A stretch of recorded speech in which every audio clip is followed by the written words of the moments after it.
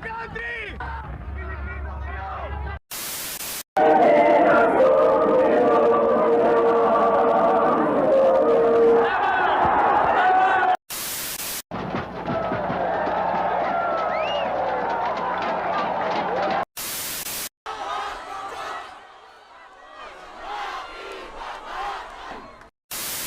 Whether you want to continue telling the story of EDSA People Power or cancel it, we are all free to choose the gift of freedom we now enjoy and the same freedom Filipinos fought for back on February 25, 1986.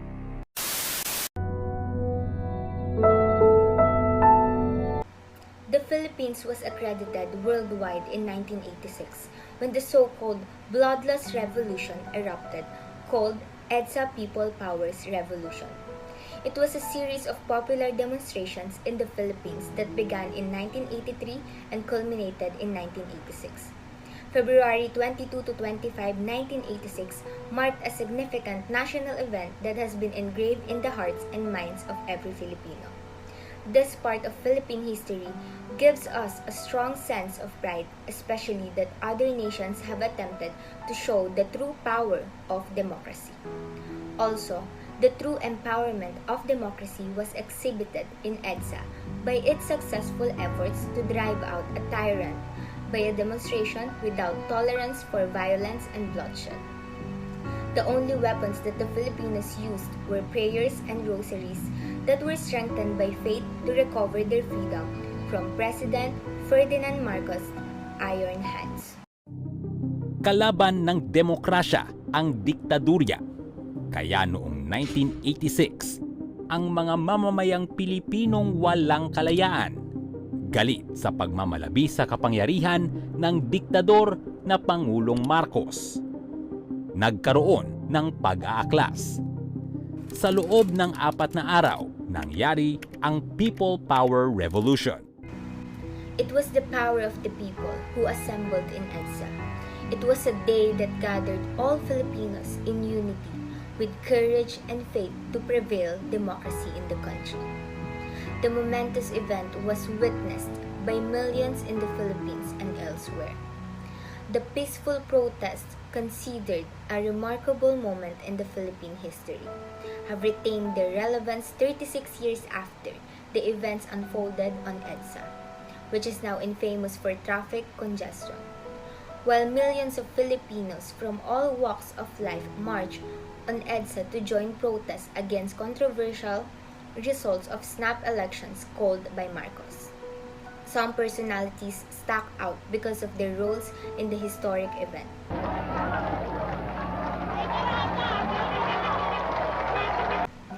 This case of non-violent revolution led to the toppling of dictator Ferdinand Marcos and the restoration of the country's democracy.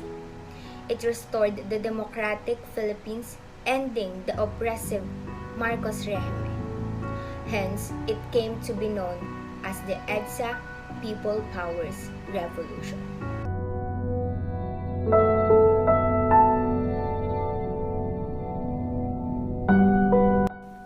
Here are some of the prominent figures of that period and the roles they played during the People's Revolt. Corazon Cory Aquino. Corazon Aquino became a prominent figure of the opposition after the death in 1983 of her husband, also the staunchest critic of Marcos, Benigno Aquino Jr.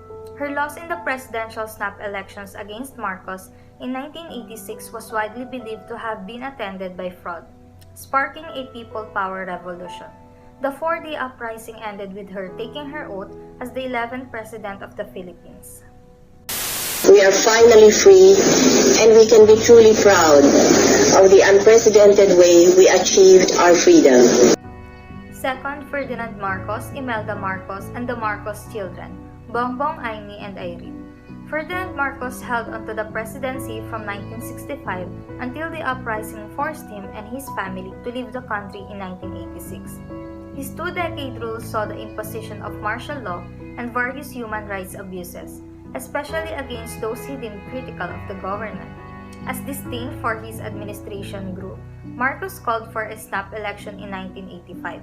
In 1986, He won, but faced allegations of tampered results to favor him over the opposition bet Corazon Aquino. On that fateful morning of September 23, 1972, when I announced the proclamation of martial law, Imelda Marcos spent most of her time as First Lady projecting the Philippines to the world through extravagant events and infrastructure such as Cultural Center of the Philippines and the controversial Manila Film Center. She is also famous for her vast shoe collection, which was reported to contain more than 1,000 pairs. On February 25, Marcos took oath as president in Malacañang Palace, but, together with his family and close allies, fled to Hawaii with the help of United States authorities later that day. But at the same time, as First Lady, I have to practically flaunt love and beauty.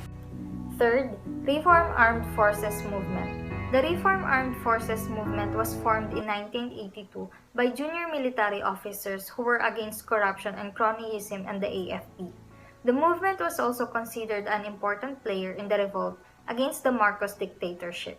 Among the members of the movement were Gregorio Gringo Honasan II and Lieutenant Colonel Eduardo Red Capunan. Another key player in the EDSA revolution was Juan Ponce Enrile, who was regarded as the chief implementer of martial law as defense minister under Marcos administration. He was also considered as the principal figure in the coup plot against former President Ferdinand Marcos with the troops from RAM. Enrile played a vital role in the 1986 EDSA People Power Revolution by withdrawing his support from Marcos along with Lieutenant General Fidel Ramos after the 1986 snap election, and eventually bringing down the Marcos administration. Enrile later served as National Defense Secretary but resigned in the latter part of 1986. He also became a senator from 1987 to 1992, 1995 to 2001, and 2004 to 2016. And I am appealing to my brother members of the cabinet to heed the will. Next is Fidel V. Ramos, who was the chief of the Philippine Constabulary and vice chief of staff of AFP under Marcos administration. In February 1986, he resigned and withdrew his support from the administration and joined Enrile's planned coup as a leader of military and police operations. In 1992, he ran for president with the support of Aquino, and he served as the president of the Philippines until 1998. Reason for my being here, ladies and gentlemen, is that because the armed forces of the Philippines has ceased to be the real armed forces of the Philippines. Another one is Fabian Ver, the trusted AFP chief of former President Ferdinand Marcos, and who often clashed with Enrile and Ramos. Fabian Ver defended the palace upon discovering the imminent coup by Ram. He was seen on national television telling Ferdinand Marcos to give him orders to fire on the increasing number of protesters, but Marcos refused and he instead gave the order to disperse the crowd outside the camp without shooting. He stood with Ferdinand Marcos throughout the non-violent revolution from February 22 to 25. to wait because They are massing civilians near our troops, and we cannot keep on withdrawing. They asked us to withdraw yesterday.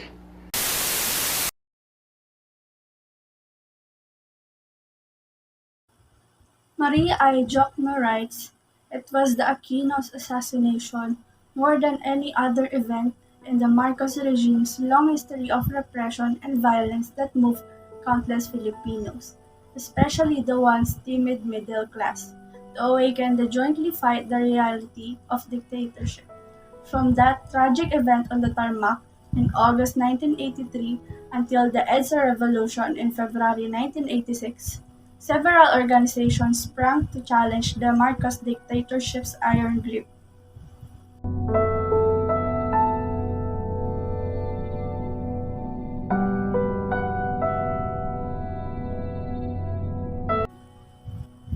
The outrage and grief that fueled the rebirth of democratic expression rippled across the country.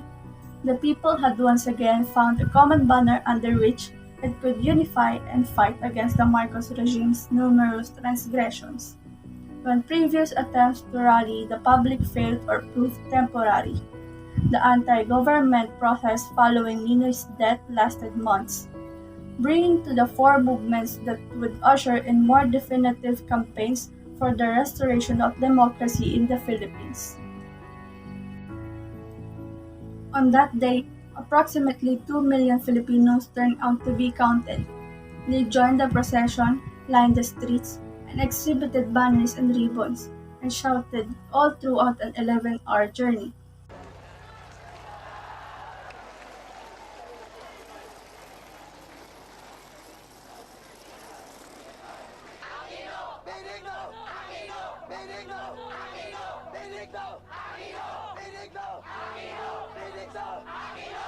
It was a movement that grew in strength over the past 2 years, challenging the Marcos regime's arsenal of tear gas, bullets, and oppressive presidential orders.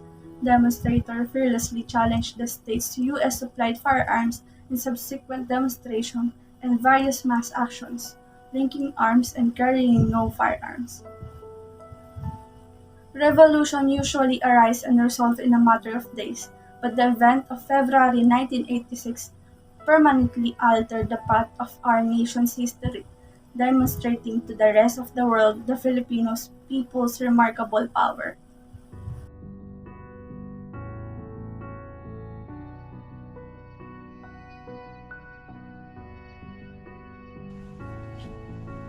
The 1986 EDSA People Power Revolution altered the course of our nation's history. It showcased to the world the remarkable resolve of the Filipino people. It heralded an era of peace. Over the years, we have continued to remember this momentous occasion by honoring the sacrifices of all those who fought the dictatorship. By virtue of proclamation, February 25, 2016 is a special non-working holiday throughout the country in celebration of the 30th anniversary of the 1986 EDSA People Power Revolution, the movement that restored our democratic institution and ushered in political, social, and economic reforms in the country. The EDSA Revolution had a huge influence on Filipinos and the rest of the world. The EDSA Revolution did not only bring an end to authoritarianism in the Philippine Constitution, but also allowed for the start of a transition to democracy. It may have been a slow and imperfect revolution, but it created a historical figure in its own right and also changed the structure of politics in the country. Kaya ng militar. Sa kanto ring ito makikita ngayon ang EDSA Shrine. Tinayo ito 3 taong matapos ang People Power bilang tanda ng matagumpay at matahimik na pag-aalsa. Matatagpuan naman ang isa pang monumento sa kanto ng EDSA at White Plains. Ito ang People Power Monument. Unang dumagsa ang mga tao sa White Plains. However, the impacts of the revolution on the modern society that we live in today do not ensure success, nor does it ensure everlasting peace and equality. Man will not be able to escape the reality of his ongoing struggle, especially in terms of democracy as long as he lives. Hashtags, does the story of EDSA People Power still matter? Parang hindi na siya sa mga tao o hindi na siya nararamdaman ng mga tao. Parang wala lang po, parang normal days lang po. Hindi katulad ng dati na talagang sineselebrate talaga. Ngayon kasi parang nagbabago na yung mga pananaw ng tao.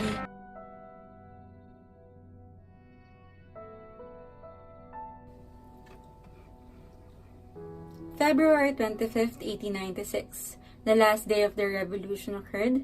The final hours of this fight became a phase where there was no turning back anymore. It was time to end the dictatorship of Ferdinand Marcos. The number of people that joined were continuously increasing, and soldiers turned their backs against the regime to fight with the citizens. Marcos planned to attack Camp Crame at dawn, but due to the strength showcased by the Filipinos, it failed. Marcos also decided that he will not leave the position of presidency with the notice of his wife and former First Lady Imelda Marcos. But time passed and soon, Marcos and his family decided to flee Malacanang the same day. When the camp of Cory Aquino was preparing at Club Filipino located at San Juan for their inauguration as the newly elected President of the Philippines, Filipinos emerged and waited, in case the camp of Ferdinand Marcos had plans to attack and stop the inauguration. Finally, it started, and Cory Aquino pledged herself to Senior Justice Claudio Tihanki. Again, Marcos changed his mind and decided to stay in the palace and prepared his own inauguration at the ceremonial hall. As Ferdinand Marcos started his speech, the live stream of the event was cut off and did not continue to go on air because the transmitters of the government simultaneously exploded. During this time, U.S. Brigadier General Ted Allen offered the Marcoses to use an American helicopter to flee the palace, but Marcos said that he would choose to die within Malacanang. Then again, Ferdinand Marcos finally decided to accept the offer and flee. After a few hours, one by one, Marcos and their allies rode the plane and got to Clark Air Base. But what they encountered were the supporters of the Aquinos. It was announced on the radio that Marcos finally fled the country. After that, Filipinos freely entered Malacanang and raided the things that were owned by the Marcos family, but did not touch any documents as they were proof of the legacy of the dictatorship that Marcos left behind. Democracy has survived and we won, and the EDSA People Power Revolution was imprinted on our history. The people who drafted the Philippine Constitution wanted to make sure that never again there will be dictatorship in our country. We rouse, we march, and we rally. This was the start of the rebirth of democracy in our country.